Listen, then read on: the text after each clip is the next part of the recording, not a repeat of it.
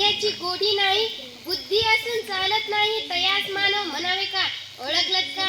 म्या सावित्री ज्योतिराव फुले, सातारा जिल्ह्यातील खंडार तालुक्यातील नायगावच्या खंडोजी नेवासे पाटलाची मी कन्या. अवघ्या 9व्या वर्षी ज्योतिराव फुले नावाच्या माणसाशी माझं लग्न झालं. आणि हळूहळू मला कळायला लागलं की ज्या माणसाशी माझं लग्न झालं आहे ना, तो एक सर्वसाधारण माणूस आहे, तर या जगाला ऊर्जा देणारा एक क्रांती सूर्यच आहे.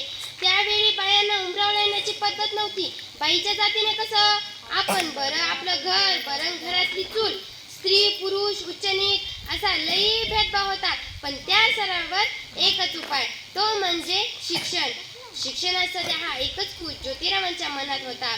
असंच एकदा शिक्षणाचं प्रसारण करण्यासाठी ते एका शाळेत गेले होते आणि तेथे फरार नावाच्या ब्रिटिश मॅडम त्यांना म्हणाल्या, मिस्टर फुले, तुम्ही लोक तर वुमनला घराच्या बाहेरच निघून देत नाहीत ना. सो बॅड मिस्टर फुले. झालं, ते आले माझ्याकडे पाटील पेन्सिल घेऊन आणि मला म्हणाले, सावित्री, आजपासून म्या तुला शिकवणार.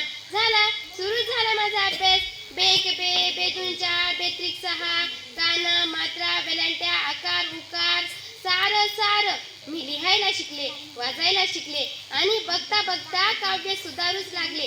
अशातच 1 जानेवारी, होय शनिवारी दिनांक 1 जानेवारी 1848 ला आम्ही पुण्यात मुलींसाठी पहिली शाळा सुरू केली. मी पहिली शिक्षिका आणि मुख्याध्यापिका सुद्धा. शेपाट्यासारखं जगता अंतर काम तमाम होईल, आणि जर वाघासारखं जगता अंतर काम होईल.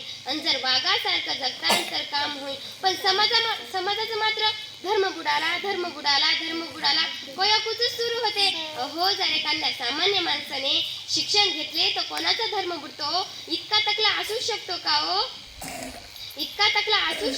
हो? मी माझे 2 शब्द संपवते. जय हिंद, जय महाराष्ट्र.